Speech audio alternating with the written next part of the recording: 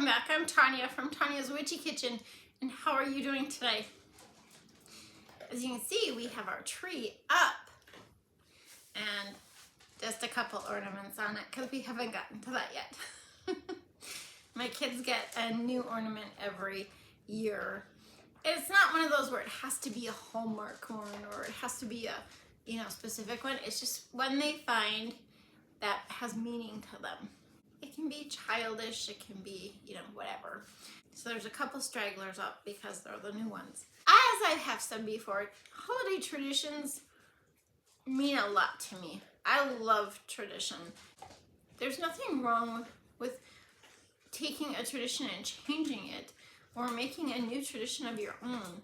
But it's really kind of cool when you do have those traditions, to fall back on.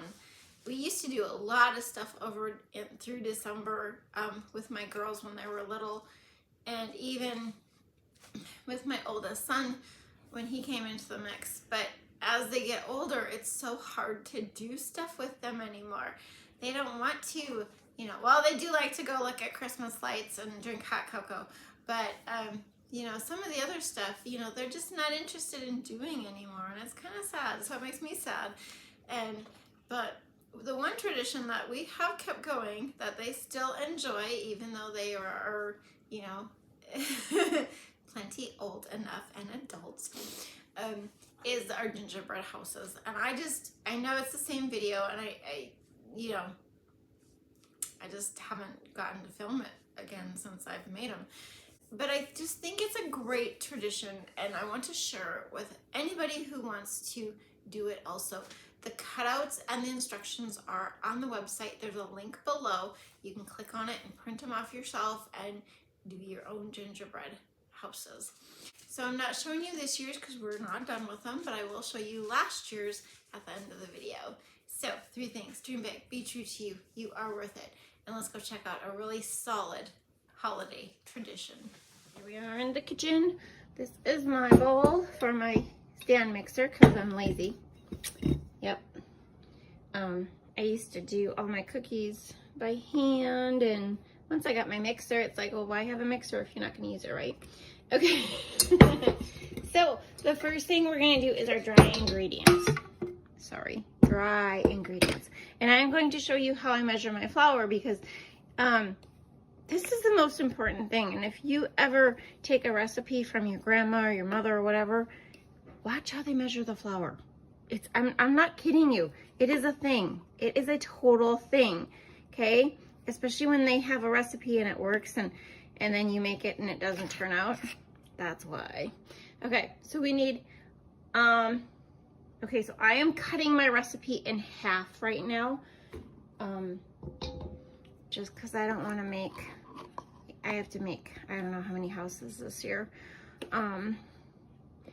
But I'm cutting it in half, okay? So just so you know, I'm hoping to get the recipe and the cookie cutter shapes on the website, if I didn't say that in the intro, or someplace you can print them off. We'll see.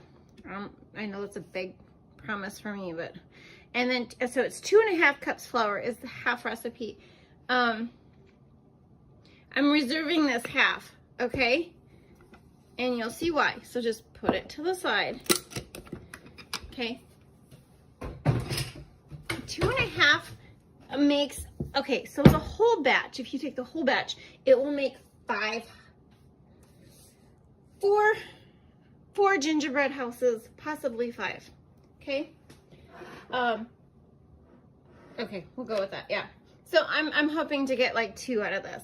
Okay. I just don't want to be doing this all day right now. This isn't my baking day. Okay, and then a half a teaspoon of baking soda. Is it a baking soda? It's in a can, or it's a jar. Baking soda. Okay, half a teaspoon salt. It doesn't matter which salt. This is edible. I know people who do make them and eat them. Ours sits in our house. They're still in my house from last year. They're on my fireplace. We have one of those fake propane fireplaces. We never use. And yeah, And they sit up there all year round. It drives my husband bonkers, but I just love them. I just love them. Okay, and then 1 teaspoon ginger. No, I don't like to dirty things up. You guys know this. And a 1/2 teaspoon nutmeg. I'm going out of order. Here, let's go in order. It's 1 teaspoon cinnamon. Okay, so this is edible. We don't eat it, but you can eat it, okay? It's just, this is not my molasses cookie recipe. It's, that one's a little bit better. No, that was nutmeg. And this is clove. 1/2 teaspoon cloves, yep. Okay. So those are the dry ingredients, okay? And I don't get, you know, they're like, mix it up. Yeah, whatever. Okay, well, and then we mix it up, okay? Okay, step 2, excuse me. I'm gonna show you this. I have one of those fancy little shortening measures that you fill it up and you push it through, but I wanted to show you this just as a tip, because I hate doing dishes. And so if you put a little saran wrap in your cup, okay, we need, for my half batch, I need 1/2 cup of shortening, okay? And you just pack it in here.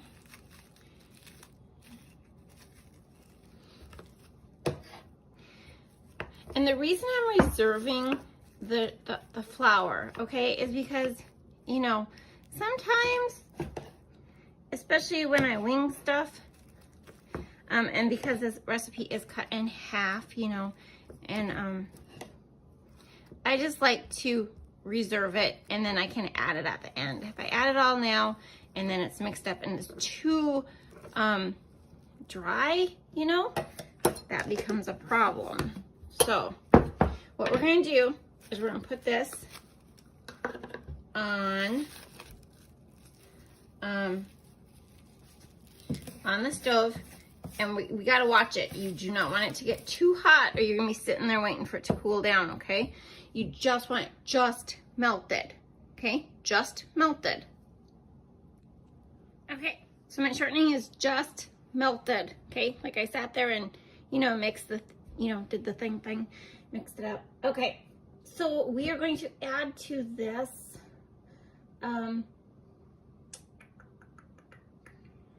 in order, okay, in this specific order, we're gonna add sugar, molasses, and then our egg, okay? So we need 1/2 cup of sugar. Remember, we're doing the half recipe.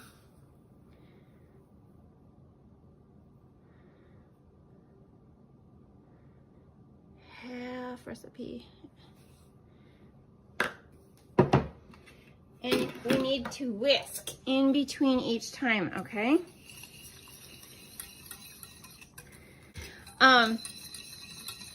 This isn't gonna melt, okay? We just wanna whisk it in there. And then we're gonna do our molasses, which is a 1/2 cup molasses. I'm back to this, see? I've used this 3 times. 1/2 cup of molasses plus 1/8 cup. Give or take. If you don't get the 1/8 cup, like, you know, that's where the flour, you know, comes in. I always buy the dark molasses.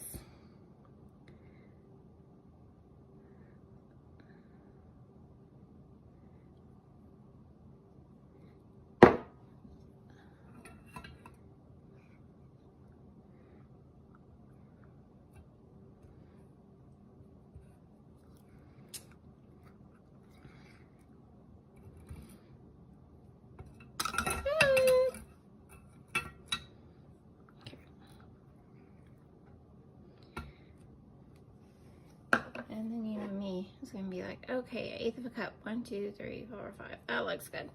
Okay.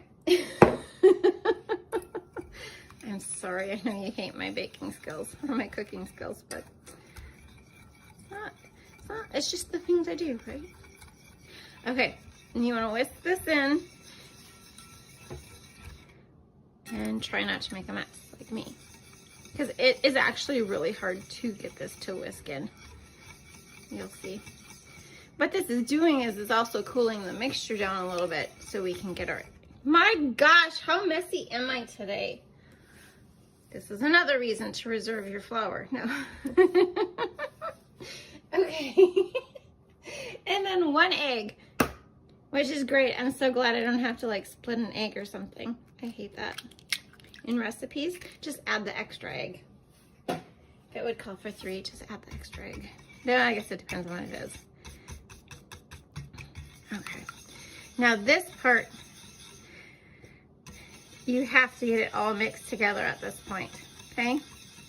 Has to get mixed together.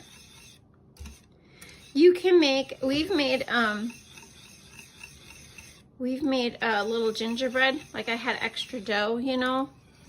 And when the kids were little, we made little gingerbread men ornaments. And then I put, no, I didn't put a hole. I wasn't smart. I didn't put the hole on top, which was fine. I just hot glued the string to it. But, and then we took puff paint and I let them decorate their gingerbread cookies. And it's so cute because, like, I think my daughter's is, oh, I don't know if she was 1. If she was 1 or when we did that. And so some of the kids are different ages, you know, because throughout the years, but we still put them on the tree, guys. We have to put them up high because of the dog, but I mean, these suckers would last. And then the kids are like, you should have kept them all these years. And I'm just thinking, what the heck would I do with all those gingerbread houses, right? But they will last. They don't mold or anything like that. I'll actually show you the ones we did last year. Maybe, possibly. We'll see. Okay, so you gotta make sure this is totally blended in there, okay? No oil, you know, no shortening on top. It's gotta be totally blended. My gosh.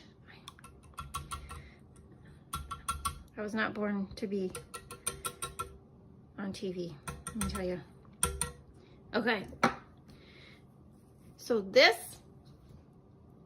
is now going to get added into our flour mixture, and I am going to put it on my mixer and just beat it really quick, okay? I'm not going to show you that. You guys know what it is. Or you can mix it by hand. And why they do this, I don't know.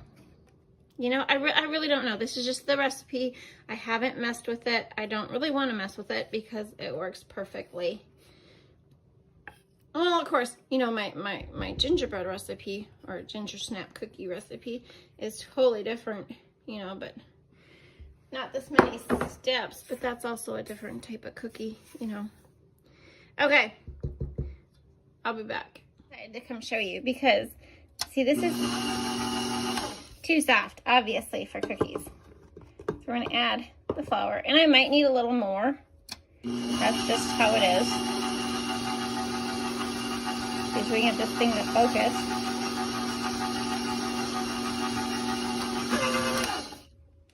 See how it's, whoa, see how it's running?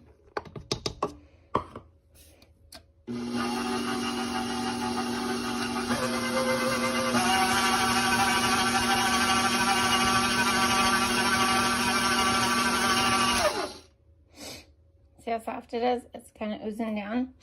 I'm gonna add a little more flour, and then I'll take you back over. Okay, and then see, it's a nice stiff dough.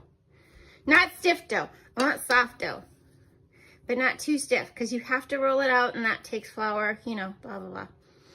Okay, so the next thing they say to do is put it on a surface and knead it.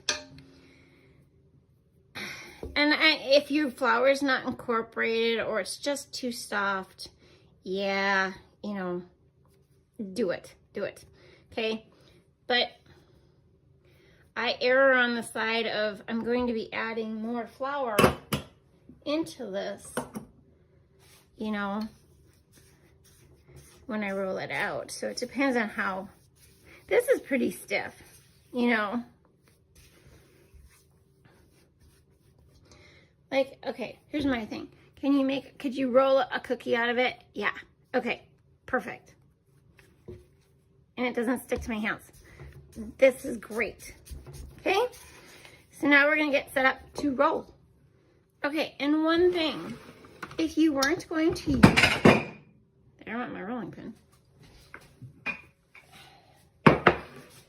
Okay, one thing, if you weren't gonna use it right now, you can make it into a nice ball and wrap it in saran wrap and put it in a bag or a bowl or whatever. Actually, you could just put it in a bowl with a cover and stick it in the fridge, okay? And then if you want to, when you're ready to roll it out, bring it out like 3 hours before so it warms up to room temperature so you can roll it out, okay? Okay. So, this is how I roll them out. Here are my cookie cutters.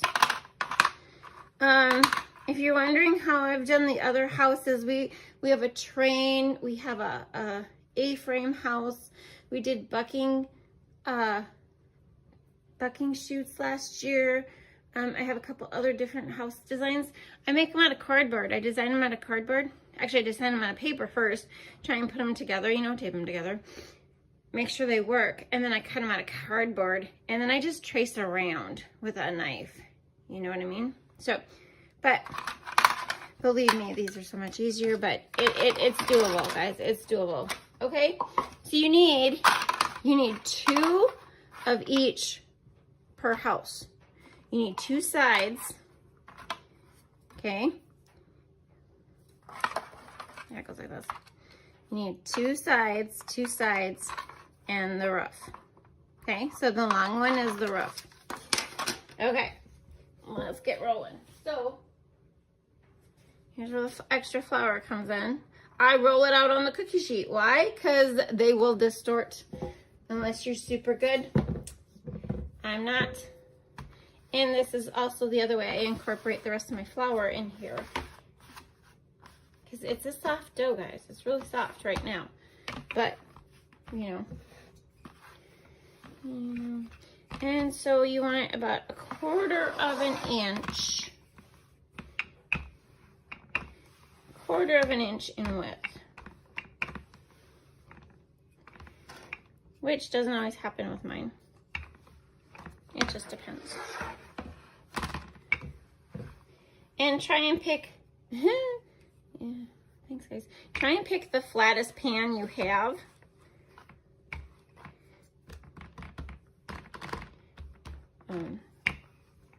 But it's fine, it doesn't matter.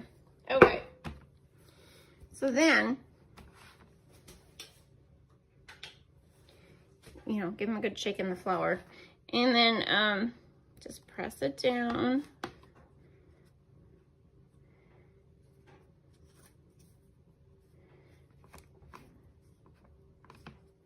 Try and keep a little bit of space, you know, and I'm sorry, depending on how I am, they might get close. They might get close. Okay.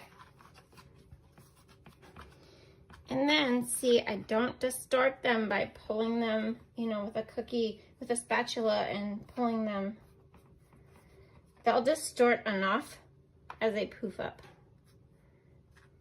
My kids are gonna be so mad because they're gonna come home and they're gonna be like, oh, I smell molasses cookies. And it's gonna be like, nope, sorry guys. Okay, see?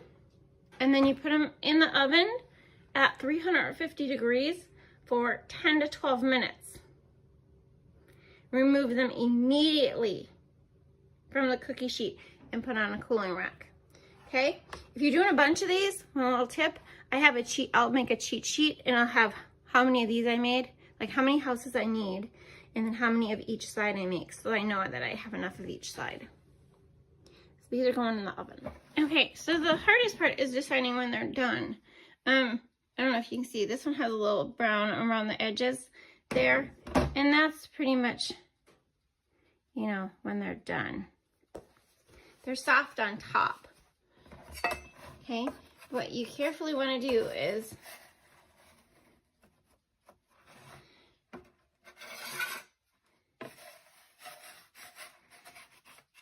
take them off and let them cool completely. Now, I actually let them set. Okay, come on. I actually let them set 24 hours before I put them together. Okay? Like air out in the air.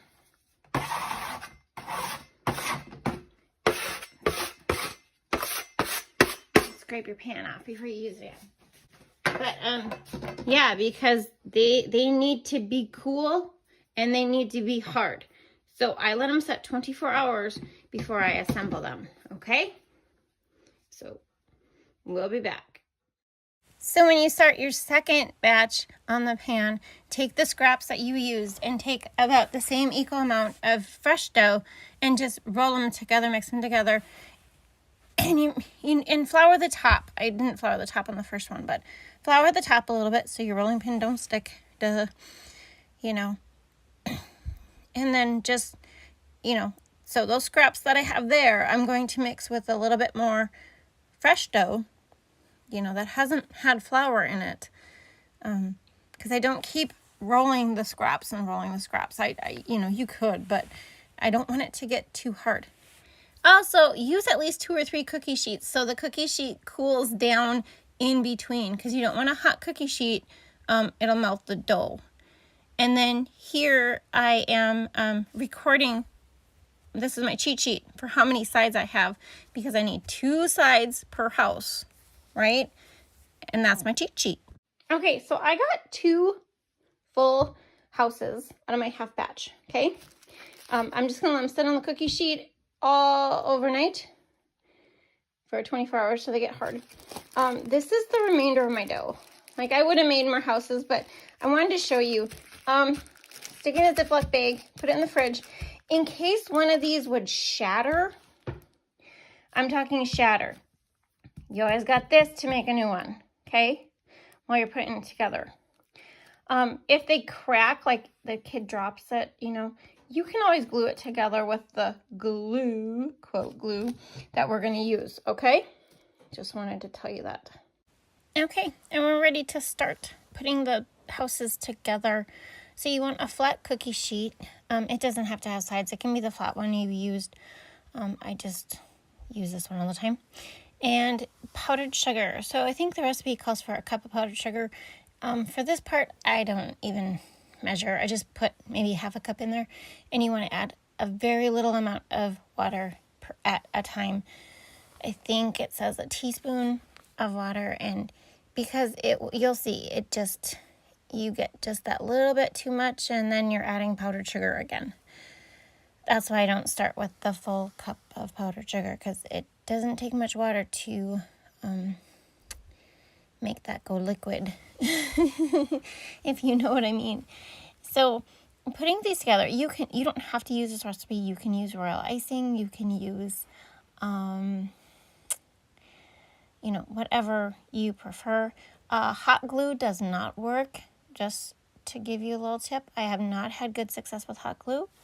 I suppose Elmer's glue maybe would work. I don't know. We stick to the icing just in case the kids would eat it, So if you plan on eating it, use an edible icing. So see, now I am back to adding my powdered sugar because I got it too liquid. And actually, it was still a little liquid when I was, putting the house together. So it's just, that's what it is. You just back and forth, back and forth. This is a great consistency for frosting. If you're going to put stuff on the side of the house, like that, you make the icicles off the roof. If you're going to put stuff on the sides of the house, like my kids do, you want it to be a little thicker, so it dries a little harder. You know what I mean? Just that thicker, even thicker than this. And actually, this should have been a little bit thicker because it adheres better. Watch when you put the house on the cookie sheet, when you remove it, because sometimes the icing drips down and it sticks to the cookie sheet, and you don't want that to happen, okay? You know what I mean? You want to be careful removing the house. Okay, and then I get some cans, and see, this is the front of the cookie, this is the back of the cookie, and you want to put the glue, we're going to call it glue even though it's frosting, down the sides of the house. And mine's a little runny for this. You can put it in a Ziploc bag and cut the tip off and squeeze it out the tip. So I'm going to use the cans to prop up my cookies to hold them in place so they stay straight. So you need the two short sides that line up with the front of the house. And you see how you and you gotta watch, because sometimes like the front will, or the bottom will kind of slide in a little bit, or the top will slide in. You gotta watch them for a little bit. It's like Elmer's glue, you gotta hold them there for a little bit. And if my stuff was a little bit thicker, just a little bit thicker, it would set up a little bit quicker. That's the key to the whole thing. So I turn this so you could see it. It's still, really wobbly and movable, but so that's what you want to do, is you want to watch for those to make sure they don't push in, so your whole wall doesn't push in. And then, so you do the same thing on another cookie. You put the frosting down the sides, the glue. And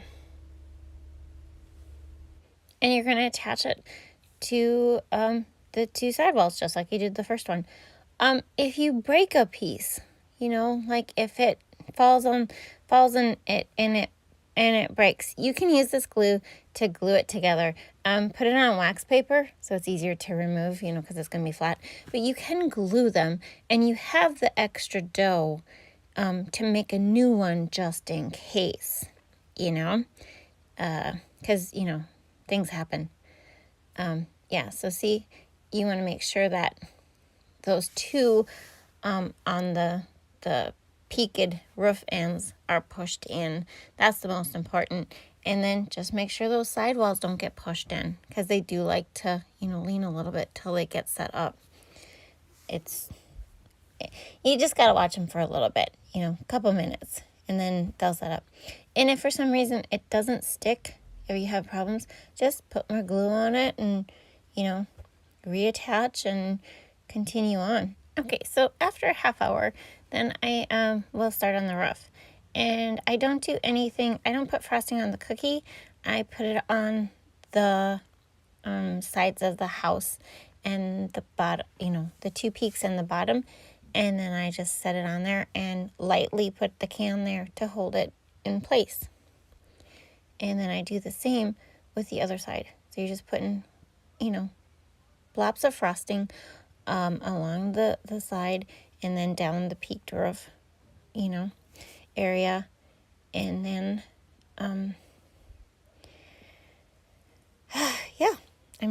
that's really all there is. It's a little time consuming because you're waiting for them to dry. And I wouldn't start decorating. I would let them set. Like if I do this in the morning, I'll let them decorate in the evening. But let them dry really well, because you don't want walls falling off because they haven't adhered. But it's all, you do what's best for you and what works, and, just make it work and make a go at it. And so I put my two cans there, and then I will put frosting down the middle. So the middle section gets glued. Don't push those cans into it too hard. You just want them to hold it in place. You just want them to lightly butt up against the roof so that it just holds it in place. Okay, and then I just smear it down the middle so that it seals that top part, holds it in, or holds it together while it dries.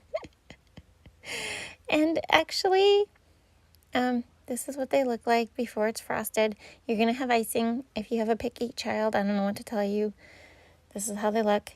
And I actually got 3 out of this batch. Sometimes the kids have their significant others out, and then they share a house. This is one my son did with his girlfriend last year. And this is what my grandson did. He did a great job. I think he was 2 last year. So, I can't wait to see what he does this year. And then there's, that kid that just goes all out. And I I don't know what to say. It's like, wow, you know? And then I got no explanation for this one. But it doesn't matter to me how long they spend on it. You know, half hour, hour. I just want them to enjoy it. So I hope you had a good time. Thank you for dropping by. I'll see you next time. Bye-bye.